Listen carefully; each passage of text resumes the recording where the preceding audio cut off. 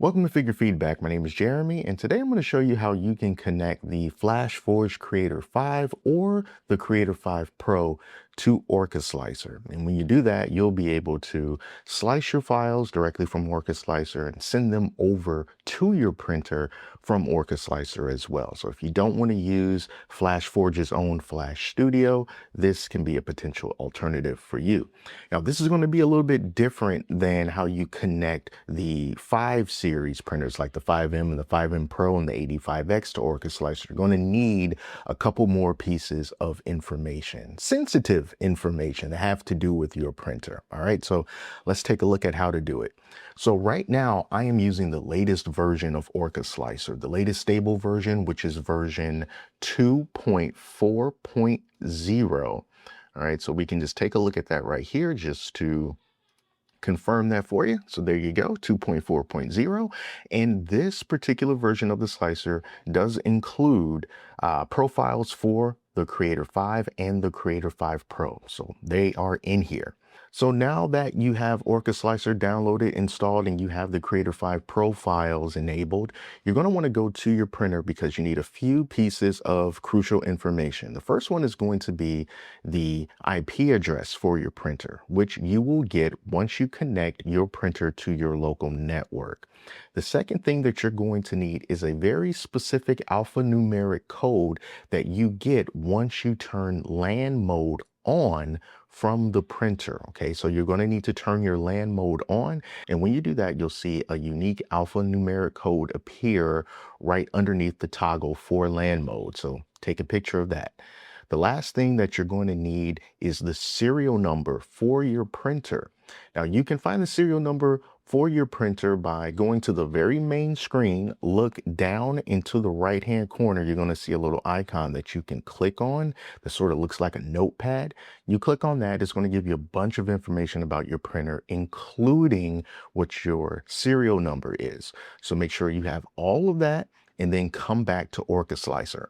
Now from here, as you can see, I have the Creator 5 Pro profile enabled, and you're going to want to hit this Wi-Fi icon up here for connection. Now from here, you see some information that you can input. The first thing that we're going to input is the host type right here.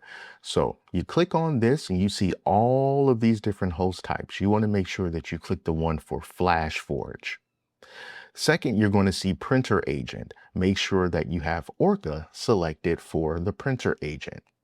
And then down here, it says hostname, IP, or URL. This is where you input your printer's IP address.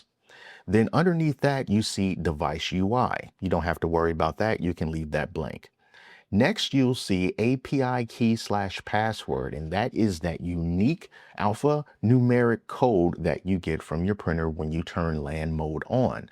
So input that down here, and then right underneath that, you'll see serial number, and that's where you input the serial number for your printer.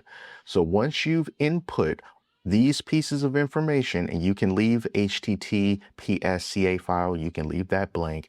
Then you hit the test button right here, and it should say that connected to FlashForge local API successfully. So that means that your printer is now talking to OrcaSlicer in LAN mode, and you will have access to a plethora of features that are new and features that have been improved in OrcaSlicer that are not yet available in the latest version of Flash Studio, because Flash Studio is basically OrcaSlicer just with FlashForge's own underworking sprinkled in, but it doesn't keep up to date with the latest version of OrcaSlicer as it happens. In 2.4.0 as of right now, which is June the 21st, happy Father's Day, by the way, has a bunch of new features available for it.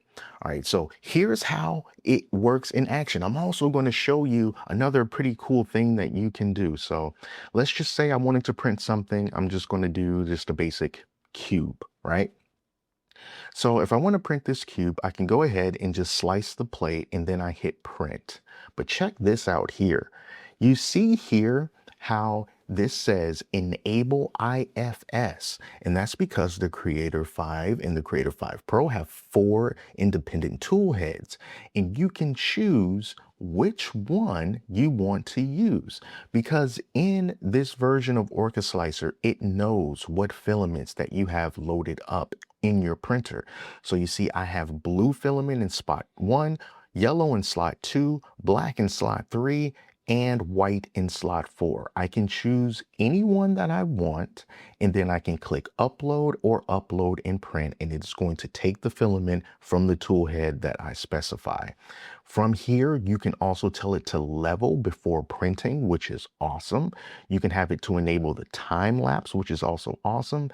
And then you can have switch to device tab after upload, which won't really do you much good. But let's just say I just wanted to go ahead and print that.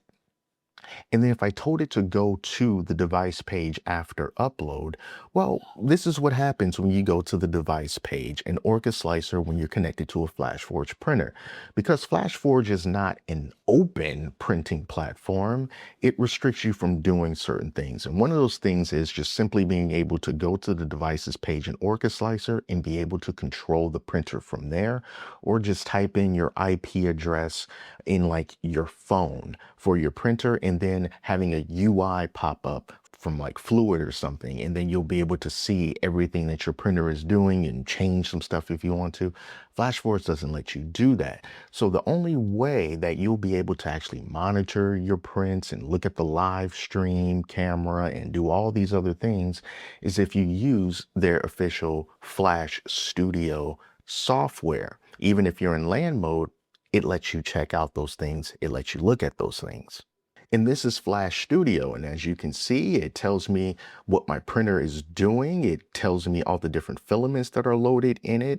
I can have temperature control, and I can preview what the print is looking like right there from the camera. I can do all those things from Flash Studio, but what if you don't want to use Flash Studio for this remote monitoring stuff? Well, there is a community-made solution for that as well. Over on GitHub, there is a project called FlashForge UI, and it's described as a modern open source desktop and mobile interface for FlashForge 3D printers. And using this allows you to have remote access for the printer, the camera preview, multi-printer management, full control over the printer. I mean, you can go here. I will leave a link in the description. You can look through all of this stuff and you can see exactly what it can do. Now, here's the other thing. The supported printers at this time, it just has the 85X, the 5M, the 5M Pro, the Adventure 3 and 4, and some older models in legacy mode. Notice that the Creator 5 and Creator 5 Pro are not here in this particular one, but someone else updated this with a version of their own that does include that support. And this here is still FlashForge UI, but this is the Creator 5 compatibility fork. Okay, so this is something that was released just recently, and it does pretty much the same thing, except it adds support for the Creator 5 and the Creator 5 Pro. Now, again, I'll leave a link to the GitHub page where you can find this and you can install it and check it out if you want. These are community projects, so if you're feeling a little bit skeptical, then you can just go through the necessary security procedures and file scanning and do whatever it is that you need to do to feel comfortable before you download these onto your computer and you run them and you check it out and see what it does and what it doesn't do and see if it works out for you. Or you can just look at this because I've already done it for you. So this is what that FlashForge UI looks like, the one that has the Creator 5 and the Creator 5 Pro built in. So once you start this up, you have to give it pretty much the same information. You let it, you can either put in your IP network, your IP address for your printer, or you let it scan your network to find the printer. And then you have to put in the that unique alphanumeric binding code. And then when you do that, it'll connect, and then this interface here will pop up.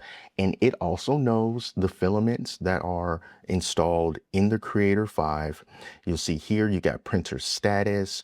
But you can see here, you can set the bed temperature, you can set the extruder temperature, cooling fan, chamber fan, Up here, we have the LEDs for the printer on and off. You can upload a job. You can start things that are recent, start things that are local. So if I were to say start recent, you can just see here are some things here that I printed recently that are on the printer. I can just start these back up again.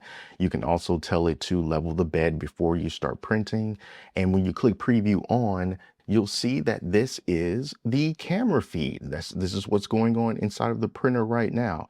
So this is something that you could possibly consider doing, using OrcaSlicer to handle all of your slicing. And then you can download something like this to handle all of your remote monitoring and your printer control.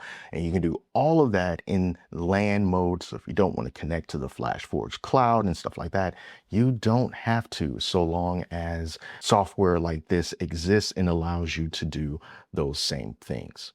So yeah, I hope that you found this video helpful. Let me know if you did, and let me know if you are using this FlashForge UI interface that was recently released. And if you want to see more videos like this involving the FlashForge Creator 5, Creator 5 Pro, be sure to subscribe, because I always have more coming. So until next time, take care of yourselves, and I'll speak to you soon.